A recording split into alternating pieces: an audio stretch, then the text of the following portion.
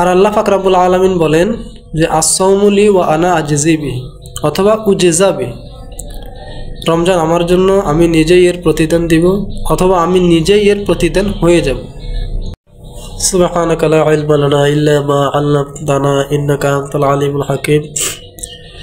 ইয়া আইয়ুহাল্লাযীনা আমানু কুতিবা আলাইকুমুস সিয়াম কামা কুতিবা আলাল লাযীনা মিন ক্বাবলিকুম লাআল্লাকুম তাত্তাকুন। হাদিস শরীফের মধ্যে আসছেন যে রমজান মাস যখন আসে তখন আসমানের দরজাসমূহ খুলে দেওয়া হয়, জান্নাতের দরজাসমূহ খুলে দেওয়া হয়। অপর এক বর্ণনায় আছে যে রহমতের দরজাসমূহ খুলে দেওয়া হয় এবং জাহান্নামকে বন্ধ করে দেওয়া হয়, শয়তানকেও শৃঙ্খলাবদ্ধ করে দেওয়া হয়।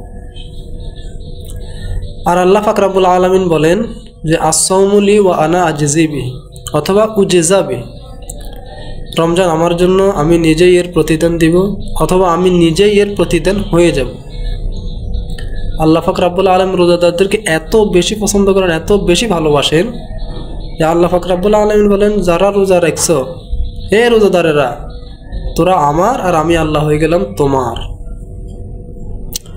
স্বামী যদি স্ত্রীকে বলে যে স্ত্রী তুমি আমাকে কেমন মহব্বত করো, স্ত্রী যদি বলে তুমি শুধু আমার, আমার স্বামীও যদি বলে আমিও তোমাকে এমন মহব্বত করি, আমি ভাবি যে তুমিও শুধু আমার, এই আমি তোমার তুমি আমার এই ভালোবাসার মধ্যে আর কোনো পর্দা নাই, কোনো বাধা নাই, এটা একদম স্বচ্ছ একদম পিওর ভালোবাসা। তো আল্লাহ পাক রব্বুল আলামিন এই রোজাদারদের ব্যাপারে এমনই বলেন যে হে রোজাদারের দলেরা, যারা রোজা রাখছ তোরা আমার আর আমি আল্লাহ হয়ে গেলাম তোমার। या इलाही मुझसे मुझको दूर कर, ताके देखो मुझ में तुझको एक नजर। या इलाही तू मेरा माशूक है, या इलाही तू मेरा माबूद है।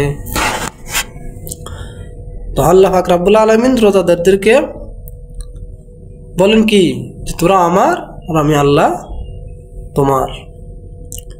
রোজাদারদের জন্য কেন আল্লাহ পাক এটা বলেন যে রোজা আল্লাহ পাকের বান্দারা রোজা রাখেন, তারা তাদের নিজের প্রবৃত্তিকে দমন করেন এবং কি করেন, আল্লাহ পাক রব্বুল আলামিনের ভয়ে বিভিন্ন ধরনের পানাহার থেকে বিরত রাখেন। যেহেতু রোজাটা আল্লাহ পাক রব্বুল আলামিনের সন্তুষ্টির জন্য, এ কারণে রোজাদাররা কি করেন না, পানাহারও করেন না এবং কি করেন না, তাদের স্ত্রী কামভাব থেকে, স্ত্রী সমাবাস থেকে বিরত থাকেন, বিভিন্ন ধরনের পানাহার থেকে নিজের প্রবৃত্তিকে দমন করে রাখেন। কিতাবের মধ্যে দেখা যায় যে রোজাদারদের জন্য দুটি সুসংবাদ, একটি হলো ইফতার আর একটি হলো আল্লাহ পাকের দিদার, আল্লাহ পাককে সাথে সাক্ষাৎ করা। এই রোজা দুনিয়াতে শয়তানের আক্রমণ থেকে এবং পরকালে জাহান্নামের আযাব থেকে রক্ষা করে থাকে। এখানে যখন রোজা দিন আসে, তোমরা যারা রোজাদার তোমরা কি করিও না, অশ্লীল গালমন্দ করিও না, অনর্থক ঝামেলা করিও না, শোরগোল করিও না, কথা বুঝছেন তো। এবং যদি তোমাদের সাথে কেউ ঝগড়া করতে আসে, তোমরা বলিও যে আমি রোজা আছি, আমার সাথে কি করিও না, ঝগড়া করিও না, গালাগালি করিও না। আর রমজানের একটি ফরজ ইবাদত, মহান আল্লাহ পাক রব্বুল আলামিনের দরবারে অন্য মাসে 70টা ফরজ ইবাদত করলে যে সব, রমজানে একটা ফরজ ইবাদত করলে ওই সমপরিমাণ সব। সুবহানাল্লাহ। অর্থাৎ কেউ যদি জোহরের নামাজ পড়ে, রমজান মাসে জোহরের নামাজ পড়ে, তাহলে সে অন্য মাসে 70টা জোহরের নামাজ পড়লে যে সওয়াব হইতো ওই সওয়াব। একইভাবে কেউ যদি একটা নফল ইবাদত করে, তাহলে ওই নফল ইবাদতটা ফরজের সমতুল্য হয়ে যায়। সুবহানাল্লাহ। এই কারণে রমজান মাসের তাৎপর্য, গুরুত্ব অনেক অনেক বেশি। আমরা যারা মুসলমান তারা আমরা এই রমজান মাসের মধ্যে কি করব, খুব রমজান মাসটাকে খুব কদর করার চেষ্টা করব। এরপরে ইফতারের সময় যখন আসে, ইফতারের সময়টা অনেক মূল্যবান একটা সময়, দোয়া কবুলের সময়, অনেক নাজ নিয়ামত সামনে থাকে।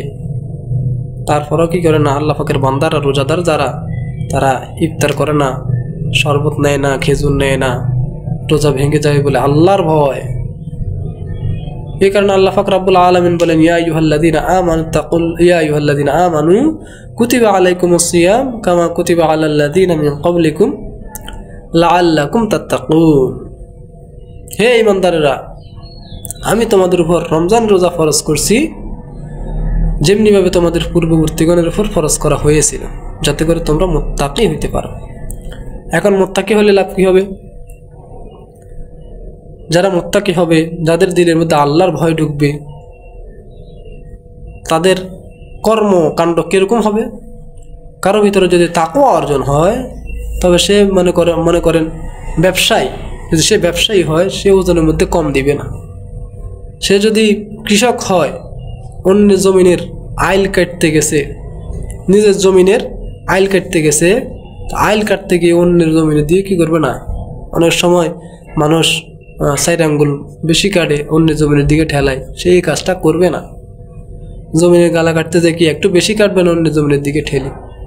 কেউ যদি রোজাদার হয়, তাহলে সে কি করবে না, অশ্লীল মন্দ কাজের মধ্যে যাবে না। তাকওয়া যদি কারো মধ্যে থাকে, তাকওয়া অর্জিত হলে সে রোজা অবস্থায় কি বিভিন্ন ধরনের ফাহেসা গুনাহের কাজের মধ্যে লিপ্ত থাকবে না, যদি তাকওয়া অর্জন হয়।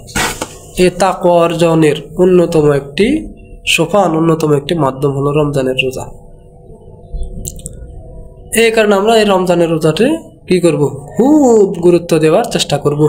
রমজান মাসের মধ্যে কেউ যদি তারাবির নামাজ পড়ে, তো তার পিছনে সব গুনাহ মাফ।